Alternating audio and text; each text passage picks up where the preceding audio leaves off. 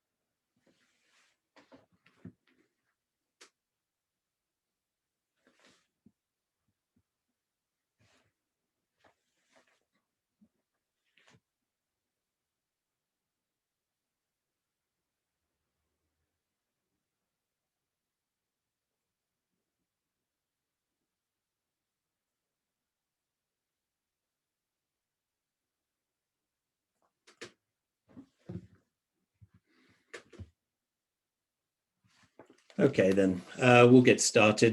Good morning, good afternoon, and evening to wherever you are from a welcome diversity of time zones to this e-MFP webinar. My name is Sam Mendelsohn. I'm Financial Inclusion Specialist at e-MFP and the lead author of the Financial Inclusion Compass series. We have over 300 registrants for this webinar from all over the world, which is, we're very pleased to see that there's such interest. I'd like to thank FinDev Gateway, who are the partners with us for this webinar, to present the results and the themes from the 4th annual Compass, which is the e-MFP sector-wide survey of financial inclusion trends, the future areas of focus and challenges. And of course, to welcome the 3 speakers who are with me here and who are probably well known by reputation to many of you, Antonique, Marcus, and Noemi. The running order for the webinar will be as such. I'm going to present some of the high-level findings and themes for the survey for about 15 minutes, and then I'm going to bring Antonique, Marcus, and Noemi on to hear their thoughts on the publication, which they've all had an advanced copy of, to dig into some of the themes benefiting from the experience they have in their very different respective roles. And during that, we'd love to hear from you, the audience. So please put questions you have in the Q&A section. Make them as direct and specific as you can. And if there's someone it's really addressed to, me or any of the other 3, please try to mark that. My colleague Daniel's going to be helping out, and he'll respond to some of them in writing where possible, and some of them we'll take on live, as many as we can. The final thing to say is this is a huge project with a lot of data and comments, tens of thousands of comments this survey generates, and we'll try to cover a lot right now. But of course, if this topic is interesting to you further, please do read the paper. The link to it will be put in the chat shortly.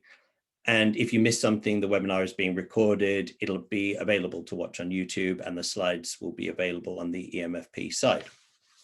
So without further ado, let's dive in. A bit of background to the Financial Inclusion Compass. In 2018, e-MFP came up with the idea of a compass that would try to bottle much of the debate that happens at European Microfinance Week each year, to take advantage of e-MFP's unique position as a supranational member-based network, an honest broker in the sector, and to have a series that would capture ideas from stakeholders year to year and would iteratively change, but retain core questions throughout. So we could look at it teleologically, longitudinally. We did it again in 2019 with new areas of focus and improved methodology and some more questions added. And then the idea had been broadly to stick with that structure, that methodology, And last year, like many infrastructure organizations in the sector, we were trying to work out how we can best add value to the sector's COVID response. And as a result, we decided to do a special edition survey much earlier in the year on a compressed timeline and with really a blank slate. So we had questions on the challenges by different stakeholders, the priorities in the medium term, longer term forecasts, and that was the COVID-19 Financial Inclusion Compass. And for this fourth edition that we're launching today, we've continued with the broad structure and methodology of the earlier versions, which is rating the importance of current trends, ranking future new areas of focus, but with a focus in the qualitative section on the impacts of the pandemic on the sector. So the survey was open for 3 weeks in May in 3 languages. There are 125 complete responses from 39 countries. The top 15 by representation, you can see there. They could, as always, choose for their comments to be attributed to them or not in the publication. And there were 2 main sections. Section 1 is mandatory, and there are 2 parts to it. First, there's the scoring of importance of current trends on a 1 to 10 scale, and there are 20 trends, and then adding comments where desired. And then the second part was choosing and ranking the top 5 out of 15 new areas of focus plus comments.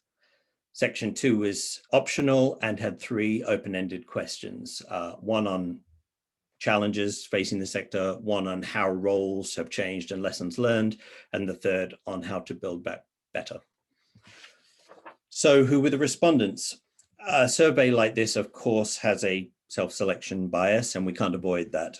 But we've sought to ensure that it is each year as representative a cross-section of the sector as we can by what people do and where they're focused. So by geographical area of focus, which is this pie chart on the left, you can see that a plurality choose global, these are percentages, with sub-Saharan Africa and various Asian subregions next. The chart is a little misleading because many respondents choose global who clearly do have a primary geographical area where they work. And this is one area we're going to improve next year with a multi-option model, so we can unbundle what global is more. But besides that, you can see that sub-Saharan Africa has gone up from previous years, and Latin Asia to Latin America and Caribbean has gone down. Turning to the type of organization that respondents work for, this representation has become more diverse and improved. There are roughly a quarter of respondents are financial service providers, just under a quarter consultants and support providers, then infrastructure organizations, funders, researchers, and a few others. So we also, respondents also give their subcategories. So if they're an FSB, microfinance bank, or NBFI, NGO, and the like. So we have that and are able to dig down into those subcategories too. Oh, and one note, infrastructure organization is an unusual term. It's not commonly used. We use it as an umbrella term for organizations that make up the support infrastructure of the sector. So networks, platforms, raters, local and regional associations, regulators, credit bureaus, etc. So e-MFP, CGAP, AFI, SPTF, the Cambodian Microfinance Association would all be infrastructure organizations. So here is the top 10 list of the trends this year. And while you have a look at that, a quick side note, some of the trends names have changed from previous years.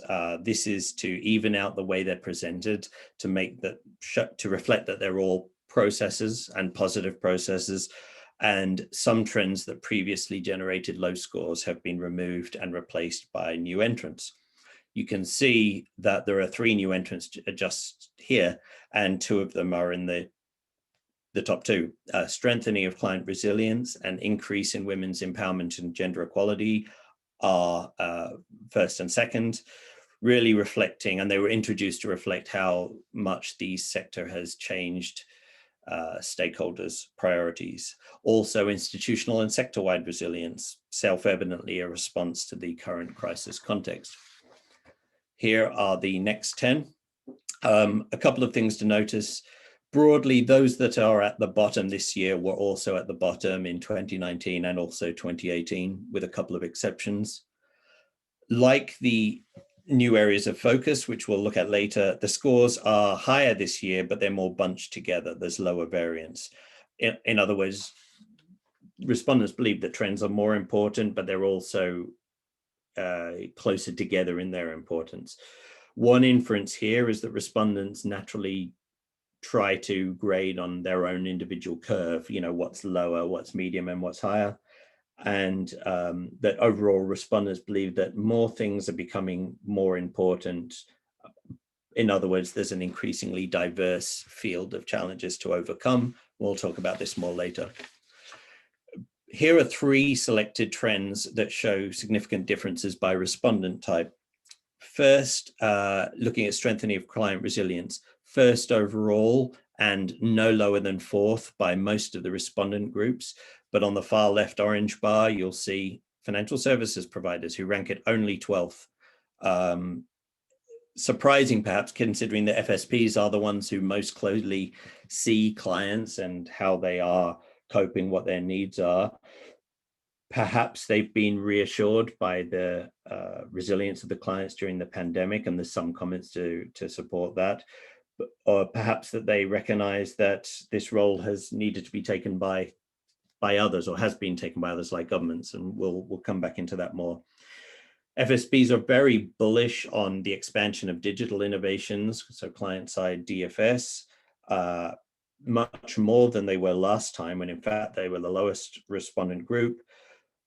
So have providers come round to the opportunities it holds, particularly the catalyzation of digital in the pandemic? And do they realize that they won't be returning to high touch models? So this is critical for business continuity. Interestingly, there's a drop in the trend among consultants and support providers from before. The third here that we'll look at briefly is expansion of social performance and/or impact measurement, where you can see that funders are much, much more positive on its importance than all other groups here. And they also provided the majority of the comments on this. So this is a topic that really does grab funders, and we'll have a chance to talk about this with Noemi and Malkas, funder and practitioner respectively, later, I hope. So here are just some high-level takeaways on that we also see that aren't in the graph. Practitioners see an increase in investor or funding channels very low overall, and it would be bottom, but for practitioners that rated up in 8th. Consultants and support providers are the most interested in good governance. Infrastructure organizations and funders both rate women's empowerment quite high, but not as high as the overall 2nd place, which is really because of practitioners, researchers, and especially consultants and TA providers. Researchers put maintaining or deepening outreach to the very poor very low compared to the overall respondent group. And they put new categories of FSP much higher than overall. For those of you who aren't familiar with the Compass publication, I'll just go off on a little tangent here to show you how we present this. I've kept referring to all of these comments that it generates. What do they look like? For the top 10 trends and the top 3 new areas of focus, these get their own dedicated sections that combine the comments and really weave in the comments into some analysis. They each get a histogram that looks like this to show the distribution. But then for the other trends and new areas of focus, we just show verbatim interesting quotes. We take a selection and see here are some on regulation, on housing, on social performance management, research, women and gender, technology, and digitalization. So, but it's not possible to go through all of these in a webinar like this, of course. So I commend the paper to you because there are some fascinating insights from a range of respondents in the qualitative sections that are worth reading. New areas of focus, go through this quickly. The question was, which of the following areas are likely to see the most significant developments in the sector in the next 5 to 10 years. So we're shifting from the present to those areas that are outside of core microfinance, if you like, and looking to the medium to long-term horizon. The top three are the same as in 2019 and 2018, but the order keeps changing. There are increases for green finance and decreases for housing and for energy. Financial literacy in fourth place is a new entrant and very high, but overall the rankings are broadly consistent with previous years.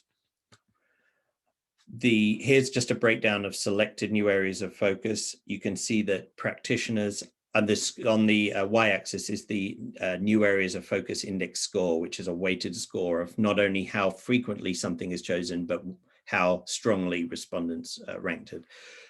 Practitioners are by far the most positive about SME finance, but they rate climate change and adaptation and mitigation much less important than other respondents groups.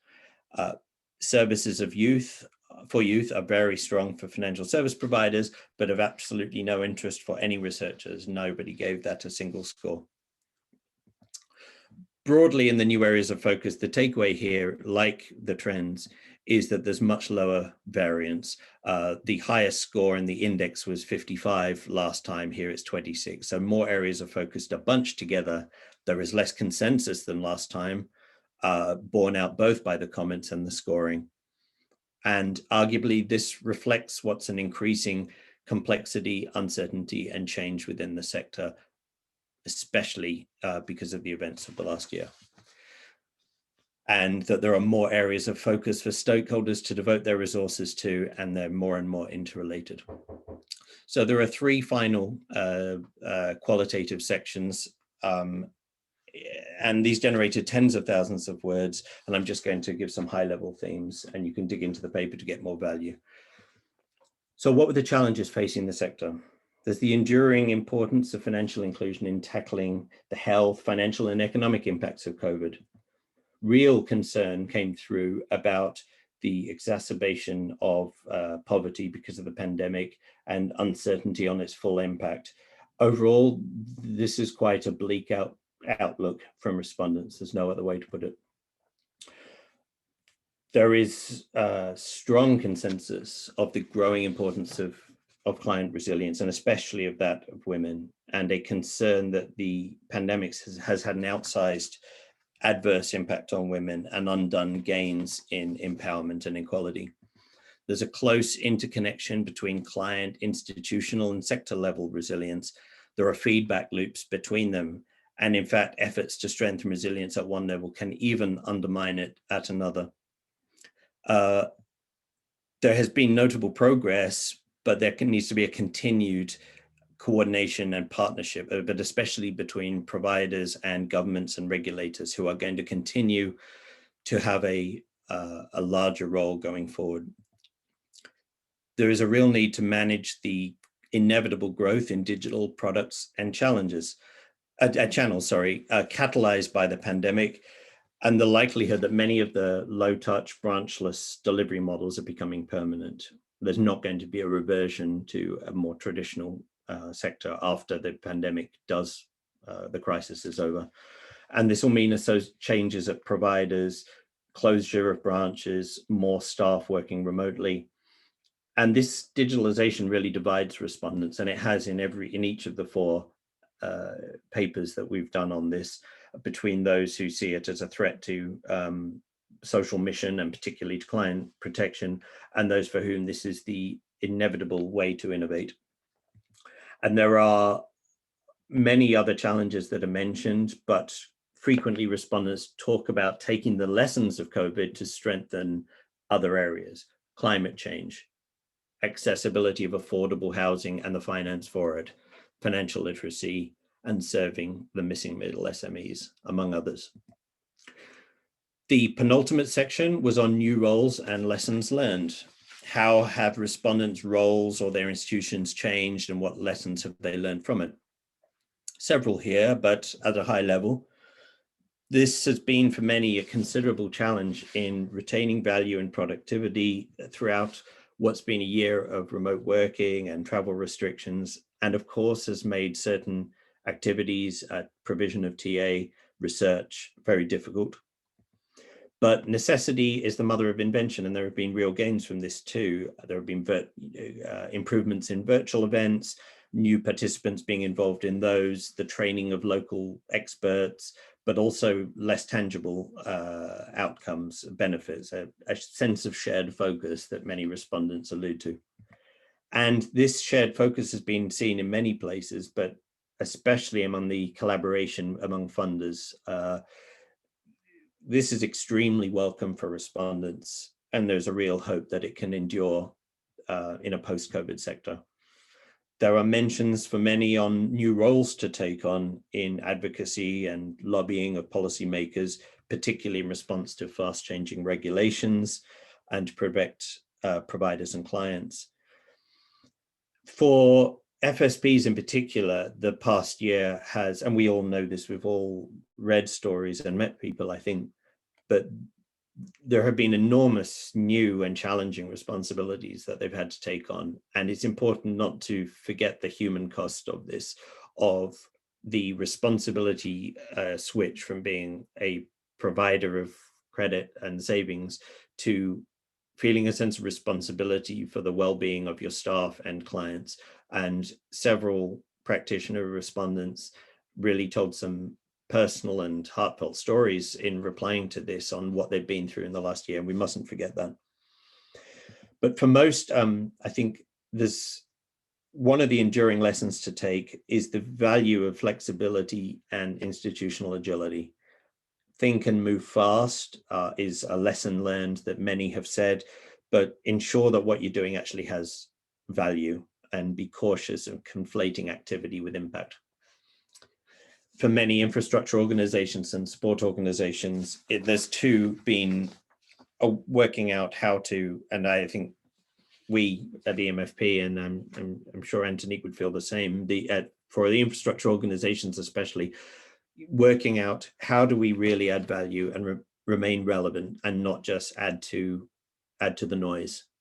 And that is, particularly in the early stages of last year, was a challenge to make sure that we're really having some impact.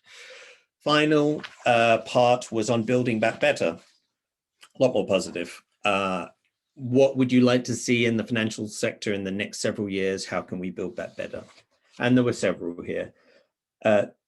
Reforms in markets and data sharing to increase responsiveness to future crises, including via regulation. The theme here is we can't start from scratch the next time there's a sector-wide crisis. Make the gains of the last year permanent. There must be a renewed focus on client centricity, acknowledging that the impact of the pandemic has been particularly on poor households and businesses, and we don't even know the full extent of that, but it will be enormous, and supporting them has to be a paramount focus. There must be a strengthening of strategic alliances with fintechs from the perspective of traditional providers who are partners and not adversaries. And realize and remember that the sector is intricately interconnected and interdependent. We don't work in silos and generally aren't competitors too. Everyone in the sector has the same overarching goals. And this came up a lot in the special COVID edition last year in different ways, but an opportunity here for a wholesale rethink of the entire financial inclusion system that can be more demand-orientated, flexible, and responsive, getting back to the roots of financial intermediation to develop a sector that works for more people. So this was just a high-level introduction. The paper itself goes much deeper. But now lucky to have 3 of the respondents to this year's survey to join me. So I'd very much like to welcome Noemi, Antonique, and Malkas. And if you could unmute yourselves, please. And we'll keep an eye on the Q&A. As I said before, please do put questions in the Q&A and direct them, and we'll try to incorporate them into this. So welcome, everyone. I think from both participating in the survey and then reading the paper, we'd be interested to know what findings really struck you as especially interesting or surprising this year. put another way, do what the Compass respondents feel and foresee broadly tally with your own perspective and expectations? Anthony, do you want to kick that off? Thanks so much, Sam, and thanks for giving me the opportunity to take a sneak preview at your report, which I'm sure was a hell of a lot of work, because as you said, you received a lot of information and input, and I think we need to thank everyone in the sector for contributing to another Compass, because I think it's been, it's actually turned out a really useful and interesting document that gives an insight into, or takes the pulse of the industry as such. And frankly, what you highlighted just now as well resonates with me, and I'm really reassured, particularly with the focus in the responses on the end customer, on her well-being, and making sure that indeed client resilience and outreach to the very poor remains high on our agenda. I'm actually also thrilled that you summarized the Building Back Better part, the changes that we see going forward on this last slide, because it resonated so much with what I myself had responded and particularly thought we needed to work on. We really need to take the opportunity of this crisis, I think, to rethink the way we work. A couple of points I'd like to highlight. I mean, the areas of focus linked to digital, gender, and climate. I mean, it's almost becoming the holy trinity. Of course, resonates very much with CGAP members. That's the calls that we get from our members are very much in that direction. And I don't think it's just a hype. I think it is really a reflection of what the world is today. You highlighted yourself the point about the increasing complexity of the sector and the issues at stake, and therefore that also came through in the responses, I think. And you know, the financial sector is becoming more diverse. It's more fragmented to some extent as well, and we need to take into account many more actors and players. And in that whole process, I think we need to stay laser focused on the needs of customers, and particularly the needs that customers have in the real economy, to generate income for themselves, to make sure they have access to the essential services like education and health, and then of course also protect their basic standards of living. And in order to get there, I think we need to, as an industry, altogether work on developing solutions that can be transformative, and solutions that really focus on what poor people need. And one thing that I wanted to, that stuck out to me actually, and you mentioned it yourself in the presentation just now, is client protection ranked relatively lower than in other years. And I just want us to make sure that in the process of the pandemic, I think we have maybe not given it the first lens anymore, but it is important to keep that on our radar, especially as we digitize further as a sector. I think there are new risks that are on the horizon that we shouldn't leave out. The one thing that surprised me, and maybe I'll end with that, is the relatively lower importance of most of the stakeholders on youth. And you just pointed that out in one of your slides as well. For the financial service providers, it's ranked higher, but for other actors in the industry, somewhat lower. And I think in many of the emerging markets, young people are just a large portion of the market and the future. And I think figuring out how we can meet their hopes and aspirations and potential, if channeled well, I think can really be a powerful force in those economies. So enabling young people to access opportunities, leveraging those digital capabilities can really, I think, transform generations. So I just wanted to put a pin on that one, and I can come back to that later as well. But leave now the floor to my other colleagues on the panel. Thanks very much. Malkas, what was interesting to you? Thank you, Sam. Hello, everyone. It's a great pleasure for me to join today's conversation. First of all, let me congratulate with the successful completion of the survey. It's nice to see so many respondents replied positively and contributed in the report. As to the question, generally, I can say that the many of the findings which I read from the report are more or less in line with my personal expectation and experience. especially the part which is related to the areas of new areas of focus. And we can see that the first three top components, they are actually the same compared to the previous years. And I can say that the SME finance and agri-finance and the climate and the agri-finance and the climate change are top priorities for the future after the post-COVID period. SMEs, it's because of they are very close to the micro segment, and if the sector continues development and the growth, of course, it is the first market niche when the sector sees the further expansion. As to the agriculture, I think it clearly proved its resistance and the effectiveness during the COVID. And since we don't know when and where the new crisis will happen, then I think that I'm sure that the agri-finance will remain in the top priorities of the focus for the many financial institutions. And if we can manage to efficiently coordinate agri-finance with green finance, climate change elements, then I think there will be very strong areas of focus, which will be demand driven and also very profitable for the many financial services providers. As to the current trends, I was not surprised to see the too many focus on the digital importance of digitization, both from the global and especially from the financial services providers. The one interesting thing was that importance of digitization from the client side was ranked higher among FSPs compared to the institutional itself. And it can be explained by many factors. So one of them, for me, it's clear that before the COVID, there was some MFI, some very developed institutions who designed and introduced very nice and right digital products to the market, but there was not so active, the demand from the client side, and because traditionally they are skeptical usually for the innovation and digital products. But because of the COVID, it made obvious that and it proved that the digital products and digital services are necessary, and of course it has some risks, but it's normal to use.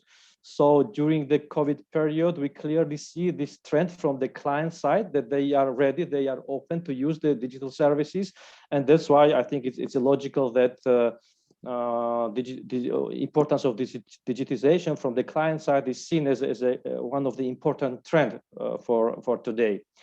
Of course, there are some elements, some factors that are for me not very close to my personal, let's say, expectation.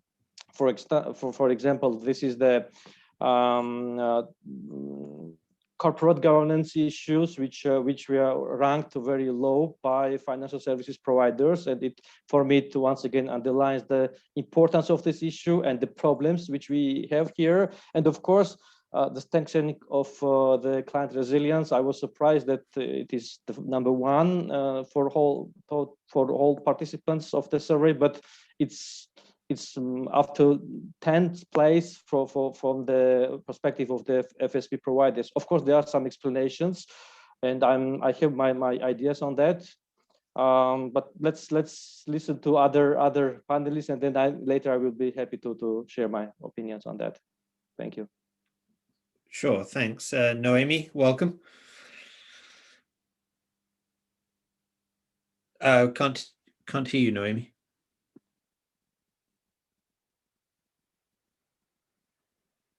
Now you can hear me? Yes, thanks. Okay. My microphone died in between. Okay, no, thank you. I will only repeat the words of Antonique and Makaz with respect to the enormous work that has been conducted in the context of this survey, and this very comprehensive overview of several of the key topics that are on the table today is corroborating several trends that we have observed. We do see also some surprising answers, and I think, I remember now a year back, I could read some article sharing concern about potential systemic failure of the financial inclusion microfinance sector in the early stage of the crisis. And looking backward, having gathered all this feedback on these various topics, I think it's really important to have visibility and data, which remains a key challenge for us, I think, navigating to still uncertain market environments. A word that comes very often is that this crisis will have a long tail as well. And that's something that we observe and that we also discuss. And it's a key concern from investors from our perspective and from our clients. And among these trends, I must admit that I was also surprised to see this difference of perspective on the trend in strengthening the client's resilience, which is quite reassuring to some extent, that the FSPs themselves, being closer to the client, rank this risk somehow as a lower risk, as we will see. And so I found quite some very interesting insight balancing that answer as well, that I would be happy to share afterwards, especially on the aspect of the depleted capital and the savings buffer of the client amid the crisis. And so we talk about resilience, but what about endurance? Because as you rightfully said several times, this crisis will have a long tail. It was very interesting to get echoes on the role of investors and the coordination on the MOU and several of the initiatives that have taken place amongst investors and MIVs. And also this trend on digitalization, which I often see, as a black or white die or, opportunity or threats, while I think we forget also that has offered a lot of coping mechanism. And there is such a continuum of variety of digitalization strategies that rank from just using WhatsApp to contact the client to having automated robots that take decision. And so I miss a bit sometimes this more gray digitalization than instead of black or white. I'm happy, obviously, as investor to see that there is an increased focus on impact measurement. We still believe at Ecofin that it is very critical to make impact investor more accountable for the sustainability objective that they claim and prevent what we call the risk of impact washing to that end, provide more comparable, recognized metrics so that ultimate investor can better select based on their ultimate impact objective. And then a comment that I found quite surprising as well, we referred sometimes to the microfinance sector as has been or old-fashioned.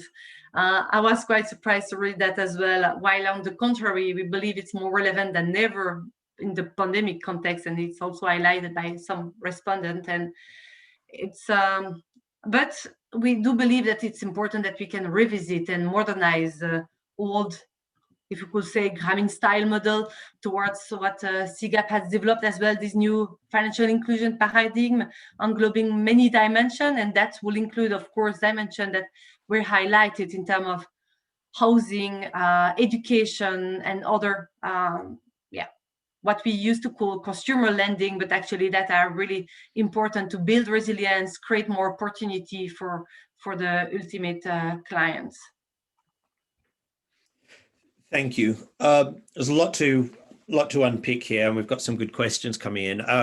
What I'm going to do is first, I want to talk about what were the top two trends, really, the client resilience, and then dig deeper into the women's empowerment issue. And then I'm going to take a couple of the questions that are coming in. We'll talk about those. I mean, this is, I suppose, predominantly to Malkas first, is one of the surprising outcomes, I think, was that while strengthening client resilience is overall very high, it isn't for practitioners, right? And I propose in the paper an explanation, and I should caveat that I consider the role of writing this paper as a rapporteur, right? It's really, the role is to only pass on right or wrong, whether it makes sense or not, what respondents say. So rather than try to impose too much analysis. But I do wonder if the explanation here is that they have been reassured. There were comments that clients are more resilient than you actually think when you see them up close, and perhaps that's true. But I think you're skeptical of that explanation, and think there might be other factors at play. Would you like to expand on that? Thanks for this question. Yeah, actually, this was one of the factors which surprised me also, and I think there are some different type of explanation, and one of the reason could be that your proposal, of course. I think from the information and consultations and also practice which I can share that in the beginning of the pandemic, so we remember, or we all remember these times that there was the first shock and nobody knew what will be the future, and the most of the FSPs, they developed a crisis plan, so crisis management plan, and we developed a lot of scenarios, worst scenarios, very worst scenarios. And to be honest, the many MFIs were prepared for much worse situation. But now, after 1 year of the pandemic and after the first shocks, we see that not all these bad things happened. I mean, from financial point of view, and the sector showed quite good resilience compared to the worst scenarios. And there are some. Not some, but many financial services providers who even closed the fiscal year with positive financials.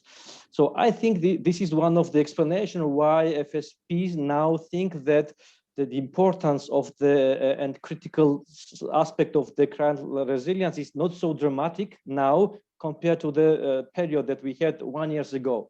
So one of my explanation is that now FSPs are more focused on the internal institutional capacity building after all these first shocks.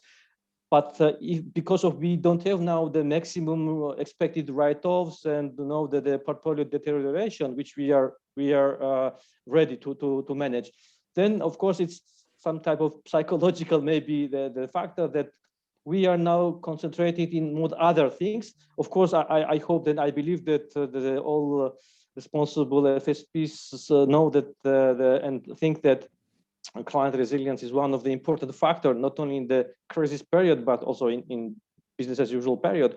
But because of these factors and because of there are other factors also who are now very important to recover, to going back to the stable operations. Maybe that's why they don't see such importance on the client resilience.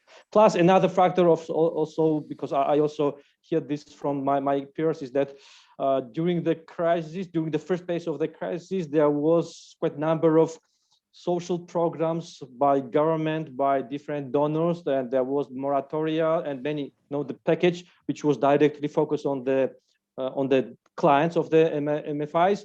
So I think many FSPs think that they are not only owner of these problems, and that the government, the international organizations and donors also should contribute and are contributing to this. So this could be, the explanations of why this is not marked as high as we. So it's not that they don't believe that client resilience is important, but that the responsibility for strengthening this doesn't fall primarily on the FSP's heads.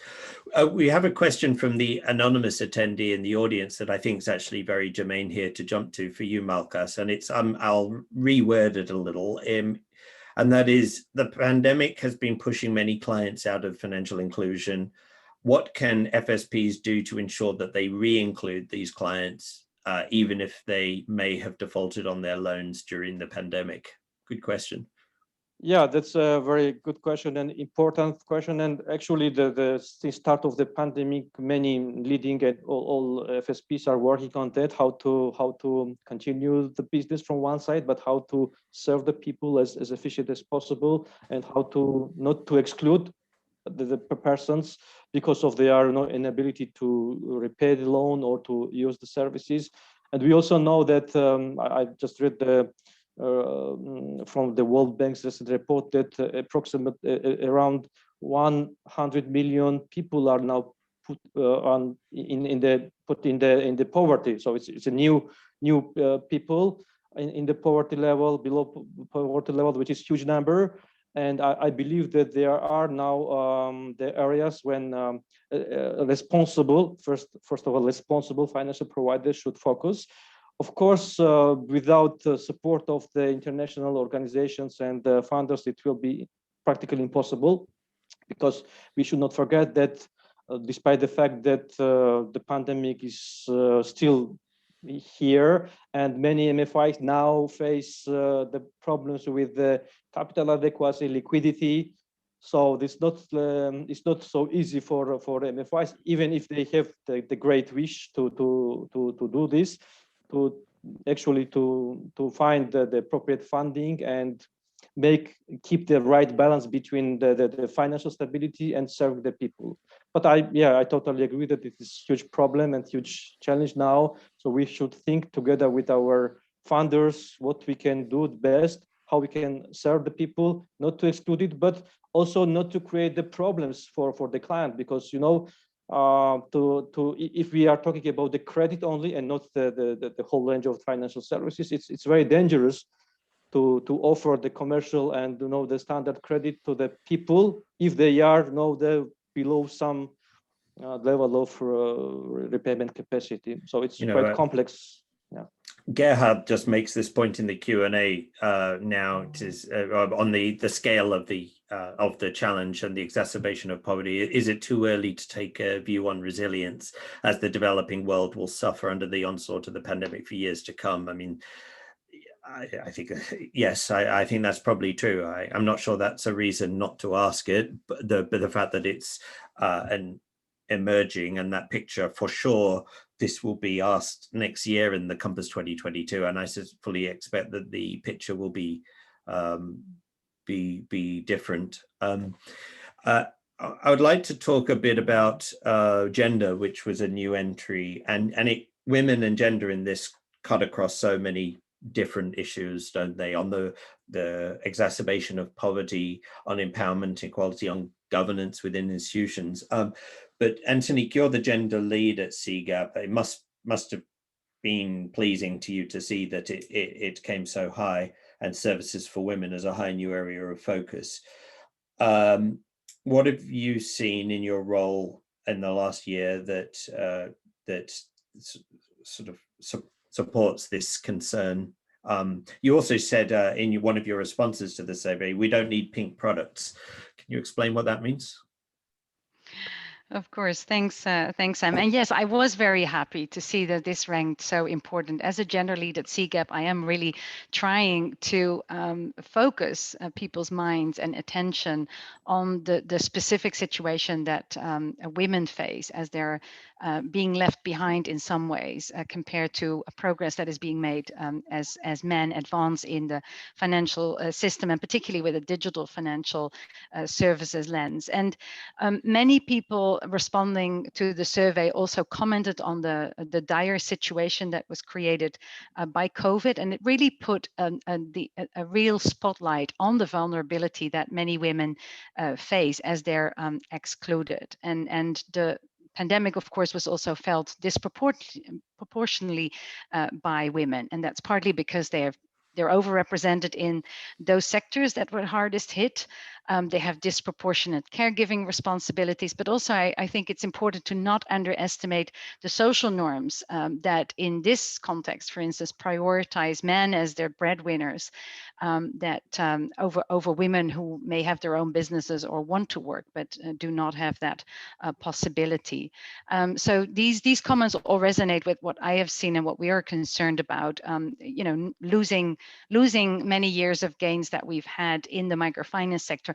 And I want to highlight one point, which all of you who will read the paper will see, that there was a respondent who actually argued that we in the microfinance sector have been focusing on women all our lives, right? Women are the majority of our client base. So is it really fair to say that we need more women into the system? And I do just want to comment on the fact that there is a difference between volume of people in the system and the quality of how they're being served. And what I really think is important, that we're trying to address the needs of women in a different way than we've done in the past, because the level of exclusion is partly a reflection of women not being provided with what they are actually needing. And so women are not automatically, by getting a microcredit, being more empowered and more resilient to face the world of today. And so I think it's important for us to change the way that we approach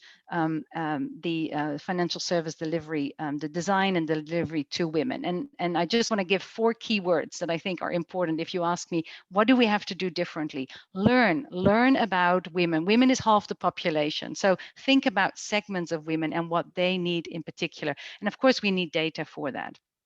On the design side, just on your point, Sam, about the pinkification, women are not sitting waiting for pink debit cards, right? They need to be much better served by services that actually meet their needs. And I think this whole notion of the linkages with the real economy and delivering financial services that tie in what people need to pay school fees, to be more protected against shocks, etc. And as I say these words, you will think, well, that could be useful for men too. That's true. So I think we need to not only think, we just need something for women, and that's very different, and men could not benefit. But I think we need to approach the preferences and the needs and the occupations or the concerns of women in a different way. So that was my second word, design. The third dimension is really around delivery. And I think here we need to start practicing what we preach. And this is all of us on this call and in our institutions.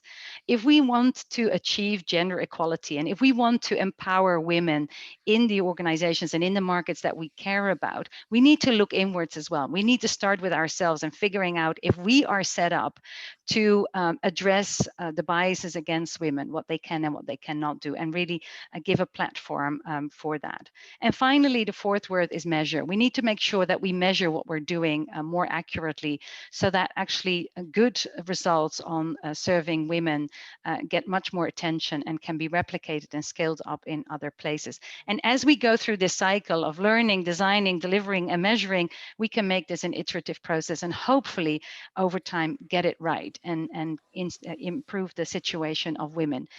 I touched earlier on the situation of youth, and it's because I'm so concerned about young women. I think there is a great potential for young women. And what we see in the data is that the difference of inclusion is not that different for young men or boys and young women or girls. But once they start coming at a certain age, around 18, 20, you see that a gap between boys and girls or men and women is starting to emerge. And that only grows as they go older, and then it stays static and it doesn't change anymore. So what if we could actually change that trend and focus on changing the dynamics and the norms and the way that we approach young women to actually make a difference and help them to meet their goals. And hopefully this will then have an effect on generations to come. So these are just a few thoughts from my side in terms of how I think approaching this concern, second place of gender equality, will actually be changed if we all have a concerted action around that. We've got a bunch of good questions coming in here. I mean, I've got a list I was going to ask you, but let's take some of the ones from here and short answers as possible, please, so we can get through a few. Do you see more consolidation happening in the microfinance sector? And that means either MFIs merging with themselves or subsidiaries of banks. Noemi or Malkas, really, do you foresee that? Yes, to be short, yes, I can see the increasing number of negotiations as also the potential transactions, and I expect that the number will grow up. Yeah, definitely. Yes, this is between the MFIs itself and also MFIs and banks and other institutions. Mm-hmm. Sorry, Naomi. That's also a trend that we observe, in particular in some fragmented markets where we can observe typically that you will have a increasing regulatory requirement that could not be met by smaller players, that you observe this trend. And I would expect also with the crisis that some of the smaller, weaker players could be absorbed as well. That could be to the benefit of the end borrower as well. Sam, if I can just add to this, I please.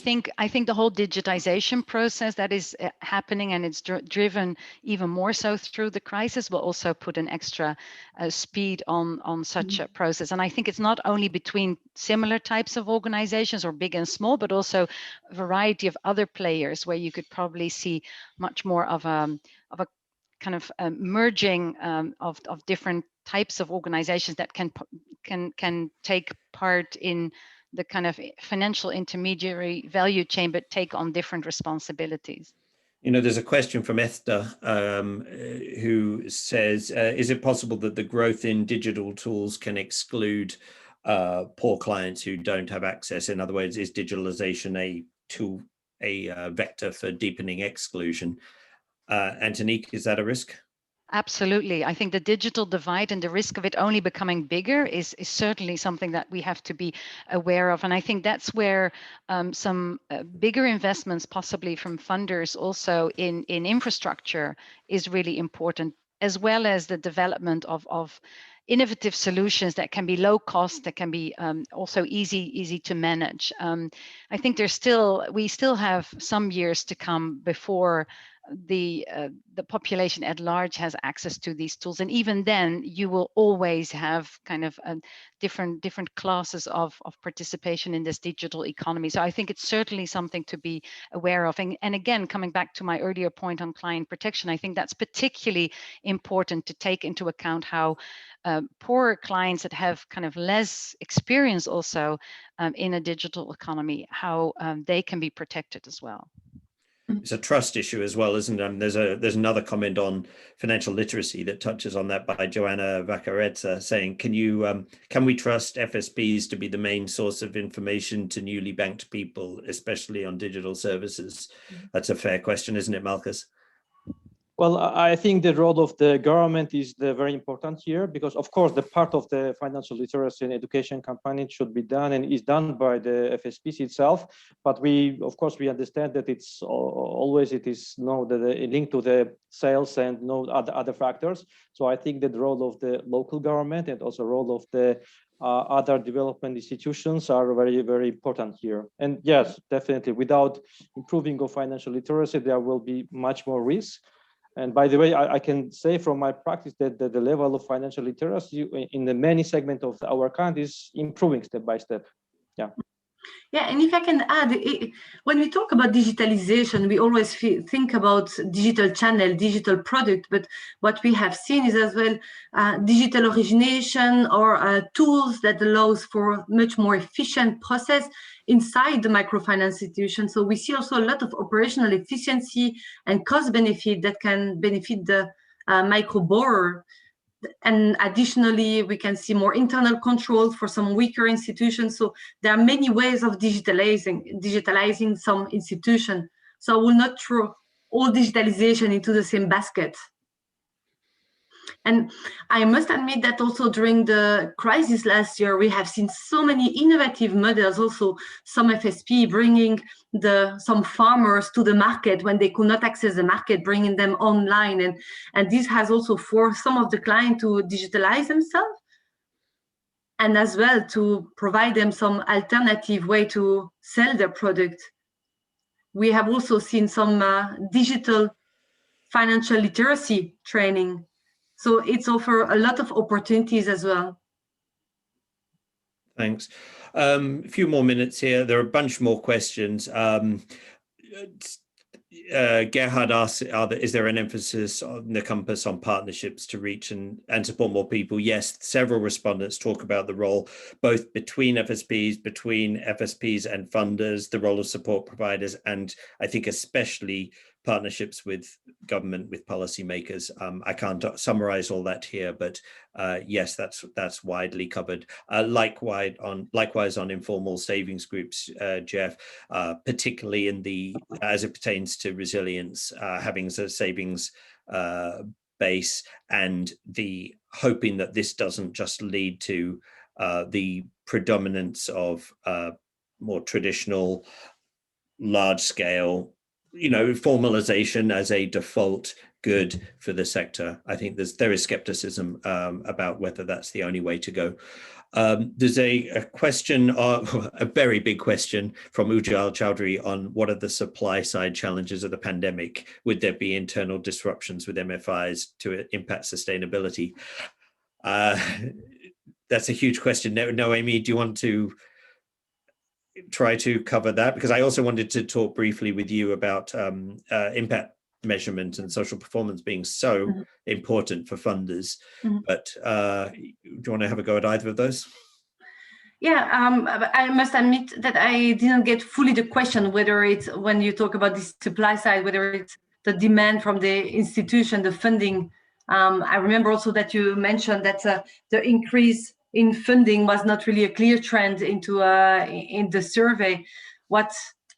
I'm not sure if that answered that question, but we haven't seen any liquidity crunch last year. So what we can see that there is a lot of liquidity in the market. The challenge to me is how can we make sure that after this first, instinct from FSPs to tighten the underwriting standard, how can we make sure that we can unlock and start resuming lending to the most risky and vulnerable clients? I think by supply side, it's the relationship between provider and client rather than the funding supply, if I read that correctly. And so if I do read that correctly, are MFIs hobbled by write-offs, by low capital, that they're stuck in a low disbursement, low collection sort of stasis? Do you think that's fair?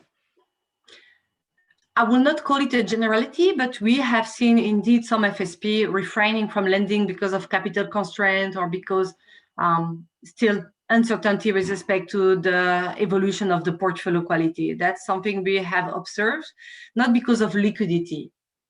And that's where I do believe that investors also have a responsibility to align in terms of risk appetite with the FSPs to make sure that the funding is flowing through these vulnerable borrowers. Yes. So we're just past the hour. I'm just going to take a couple more minutes for those who want to stay on with us. There's a question here from Raghuram. Do you see any possibilities of new MFIs emerging with different business models after the pandemic?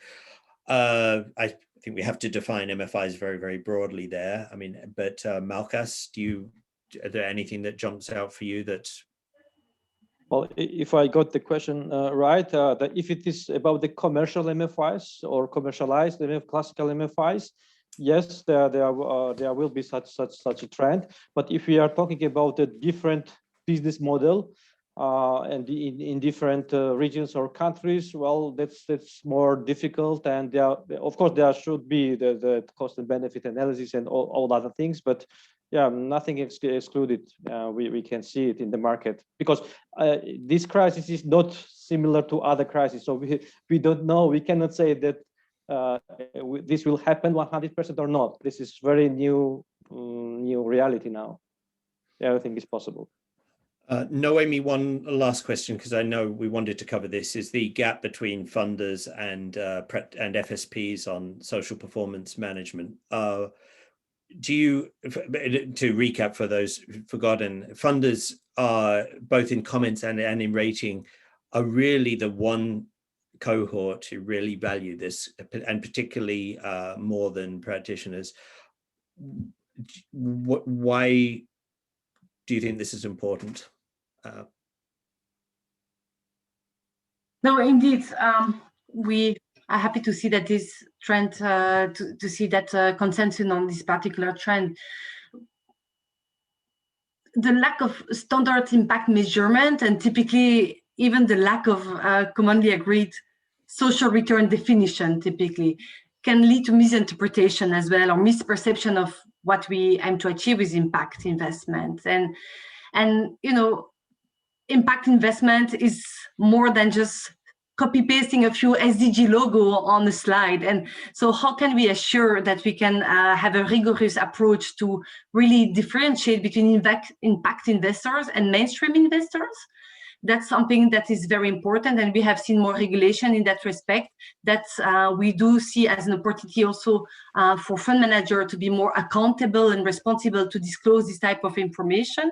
And there is a huge opportunity also for the microfinance and financial inclusion sector to leverage on the 20 years of effort and coordination on impact measurement terminology to be used as a laboratory or testimony, at least, of what we can achieve.